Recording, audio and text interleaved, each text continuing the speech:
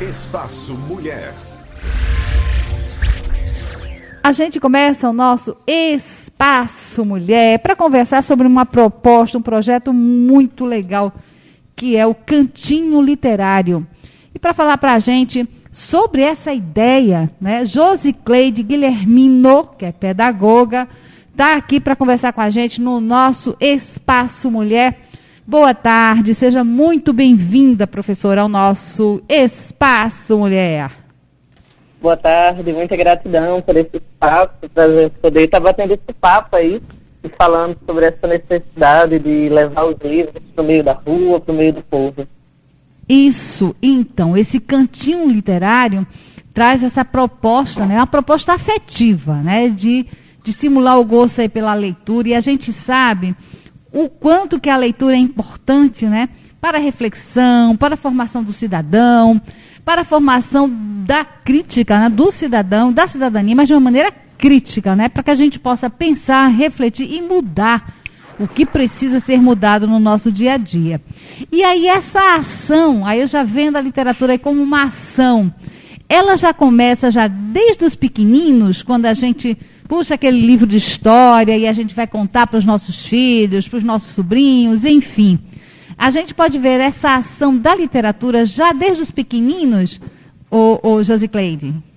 Com certeza. Na verdade, ainda antes do processo de alfabetização, hoje a gente tem estudos dentro da psicanálise que apontam que as crianças ainda no ventre, e os pais que têm o hábito de contar histórias, de fazer leitura, quando a criança ainda está em processo de desenvolvimento dentro do ventre, ela já tem uma possibilidade muito maior de nascer com esse hábito de uma maneira mais enraizada. Então, ainda antes do processo de alfabetização, é importante que a criança esteja imersa o mais cedo possível, porque ela já cresce com esse hábito consolidado. A leitura em si, da forma como a gente entende o processo de decodificação e de entendimento das letras em si, na verdade é um processo posterior. Antes disso, a criança pode ter contato com os livros musicais, os livros que, tanto os que produzem som, quanto os que têm bastante imagem. Esse interesse, ele precisa ser despertado o mais cedo possível. Não é que posteriormente ele não possa acontecer, mas é mais difícil esse hábito ser colocado na vida depois de uma determinada fase. Então, quanto mais cedo a criança for colocada em contato com os livros, mais arraigado esse hábito estará. Muito bem. Deixa eu trazer mais algumas informações aqui sobre a Josicleide Guilhermino. Ela é formada em Letras pela Universidade Federal de Pernambuco, atualmente estudante de pós-graduação Lato Sensu e também de psicanálise. É professora de linguagens, redação e literatura e a idealizadora do projeto Entre Livros e Afetos. Aí também eu fiquei sabendo que ela é mais conhecida como Josi. E aí, a gente pode continuar então esse bate-papo eu te chamando de Josi? Com certeza, fico super à vontade, é inclusive mais afetivo. É, isso. Então, praticamente, você fala, Josi, praticamente todo mundo tem uma história com um livro, não é? Isso é uma história, seja que um livro que foi lido na escola, ou que foi lido em casa, e aí, essa memória afetiva, você trabalha isso nos cantinhos literários, nessa literatura afetiva? Sim, lá no espaço físico, né? Na verdade, tem vários espaços ao longo da cidade. Atualmente nós estamos na Rua do Bom Jesus, todos os domingos, das 10 da manhã às 8 horas, mas a gente participa de outras feiras públicas também, e também fazemos vários eventos em escolas. E é interessante como, mesmo aquelas pessoas que não têm o hábito da leitura de uma maneira arraigada, digamos, no cotidiano, todo mundo praticamente tem uma história com o livro. Ou é uma memória com o pai, com o avô, com o professor dentro de sala de aula, todo mundo, de alguma forma, tem uma memória com o livro. E dentro da rede social, né, no Instagram, a gente tem tentado dar visibilidade a essas memórias a partir das experiências que têm ocorrido nas feiras. Por exemplo, a minha memória mais intensa com o livro é em relação ao meu pai. Meu pai, ele vem de uma família muito simples, ele trabalhava com material de reciclagem, né? Ele recolhia esses materiais na rua, com uma carroça e vendia. para poder garantir a nossa subsistência. E papai tinha esse cuidado de os livros não serem vendidos. Ele pegava esses livros, ele limpava, ele preservava e levava para casa, para que eu e meus irmãos pudessem ler. Então, os livros, eles estiveram presentes durante toda a nossa infância e adolescência dessa maneira. E lá na feira, sobretudo, isso tem acontecido com uma certa frequência. As pessoas chegam e elas fazem vários relatos. Eu lembro desse livro aqui, porque eu tive uma professora na escola que fez a leitura dele, me marcou. Ou então, minha avó guardava determinado livro e num determinado momento eu peguei esse livro. Então, de alguma forma, o livro, mesmo aquelas pessoas, como eu disse anteriormente, que não têm o hábito dessa leitura de uma maneira arraigada, assim, no cotidiano, elas têm alguma memória afetiva. E a proposta do Cantinho Literário é precisamente essa, é resgatar esse acesso à leitura a partir de uma afetividade, que o livro ele seja apresentado de uma maneira tranquila, de uma maneira positiva, não com peso que muitas vezes ele acaba sendo demonstrado dentro de sala de aula. Ô Josi, e esse cantinho literário, ele pode acontecer em qualquer espaço, numa feira pública, que eu acho que é exatamente essa a sua proposta, não é? Já que a gente está vendo tantos espaços dedicados à leitura que estão sendo fechados, infelizmente tantas livrarias, as livrarias de bairro, não é? Infelizmente fechando suas portas. E aí esse cantinho literário traz essa possibilidade, não é? Ele pode acontecer em qualquer local. Exatamente, é um espaço itinerante, então eu levo todos os produtos, o acervo é bem diversificado, da infância até a fase adulta, tem livros para todos os gostos, e ele pode ser montado em qualquer local. E como você muito bem colocou, a proposta era justamente essa. A gente tem cada vez menos espaços voltados para a leitura. Sabemos que o custo de um livro novo, ele também impacta nessa leitura, né? Nem sempre as pessoas podem estar comprando. Então, levar o livro para o meio do povo possibilita. Eu tenho os livros para serem vendidos e eu tenho os livros em que a pessoa pode simplesmente chegar lá, puxar uma cadeira ou sentar no chão mesmo, pegar e ficar lendo sem nenhum problema. A ideia é que as pessoas possam lidar com a leitura de uma maneira muito natural, como ela vai a um supermercado, como ela vai a uma padaria, a uma loja qualquer, ela está ali passando pelo meio da rua e ela se depara com os livros também. Muito bom. Josi, e aí como é que você está, você a cada semana ou quinzenalmente, você vai a um local diferente, como é que acontece isso na prática? Nos domingos, todos os domingos, a gente está lá no Bom Jesus. Das aqui 10 no da Recife manhã, Antigo. Isso, no Recife Antigo, na terceira rua, mais bonita. Então, todos os domingos a gente está nesse espaço de maneira fixa. O quiosque é o 92. Para além disso, ao longo da semana, a gente faz várias ações, o pessoal convida. Recentemente tivemos uma boa viagem ao lado do Mercado Pilage, onde houve uma feira pública lá. E nós estivemos participando também. Então, aos domingos é fixo, lá no Recife Antigo, na Rua do Bom Jesus, quiosque 92. E ao longo da semana temos várias ações que aí varia muito, dependendo dos eventos e dos convites. Josi, como é que você vê esse movimento da biblioteca comunitária? Isso parece que vem crescendo, não é? E uma organização espontânea, não é? Refletindo aí essa necessidade, não é? De levar a leitura ao maior número possível de pessoas. Isso, me parece que, embora exista a ideia de que o brasileiro não lê e todas essas coisas que a gente escuta, e tem o seu fundo de verdade, mas esse me parece que é um cenário que está sendo alterado. Olha, com a pandemia, nós ampliamos em mais de 30% o nível de leitura, né? Tem pesquisas oficiais demonstrando isso.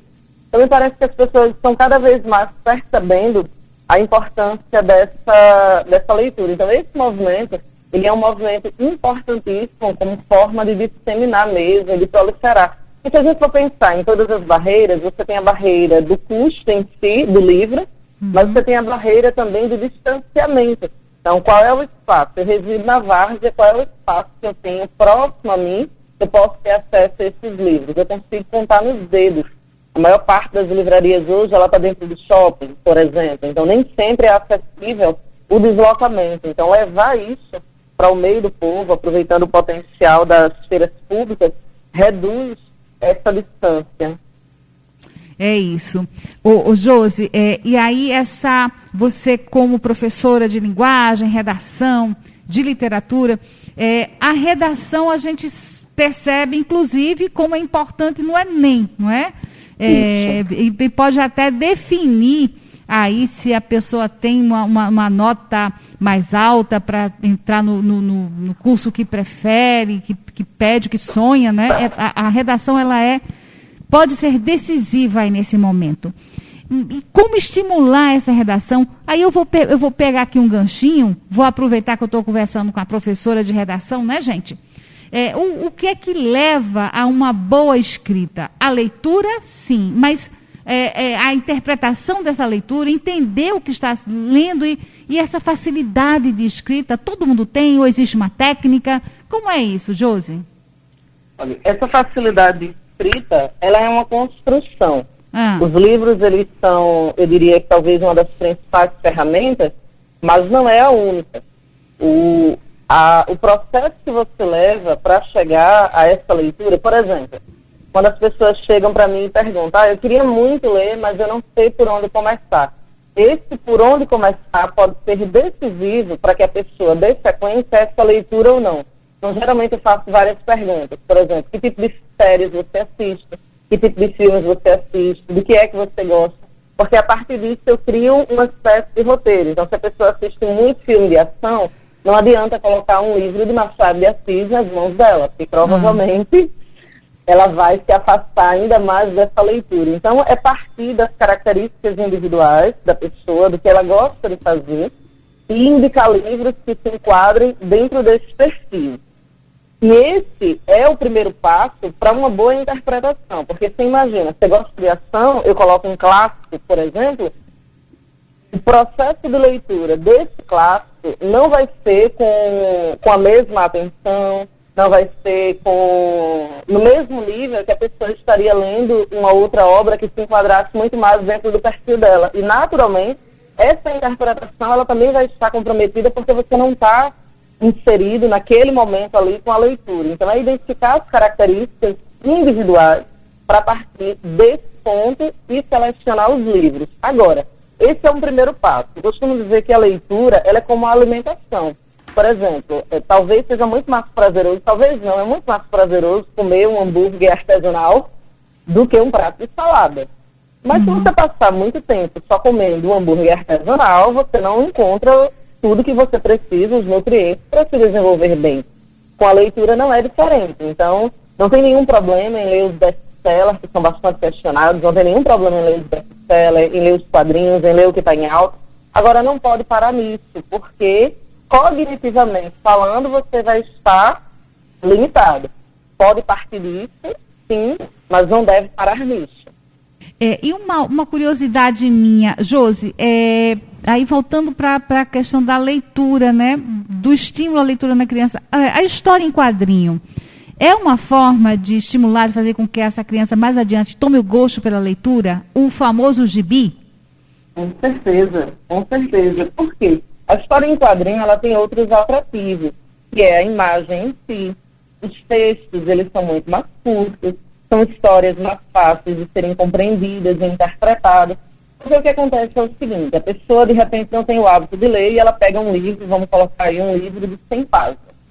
A chance dela se afastar dessa leitura é muito grande, porque ela não tem esse hábito e ser colocado diante dela uma leitura que tem um nível de complexidade maior. Mas, de repente, quando ela pega ali a criança, por exemplo, uma história em quadrinhos, com imagens, com cores, ela compreende o que está sendo lido, a chance de ela se interessar e querer, a partir daquilo, ler outras coisas é muito maior. Então, inclusive, é uma barreira que acaba acontecendo muitas vezes de os pais, por exemplo, querem incentivar, ou até os professores, querem incentivar os filhos a ler, e aí já começa por uma leitura difícil, por um Machado de Assis. Eu estou usando Machado de Assis porque é a referência que a gente tem em relação à escola, né? E isso pode funcionar para afastar muito. Isso pode funcionar para afastar muito essa criança. Então, a leitura em quadrinho é sim um primeiro passo e importantíssimo, na verdade. Muito bom. Existe algum tipo de preconceito na escola em relação à história em quadrinhos ou não? É bem-vinda ou é bem visto, é estimulado pelos professores? Existe. Infelizmente, essa é uma barreira que no sistema educacional, de uma forma geral, a gente ainda não conseguiu romper. Não apenas com as histórias em quadrinhos, mas como livros que os adolescentes gostam. Por exemplo, um Harry Potter, um Crepúsculo, livros que originaram séries.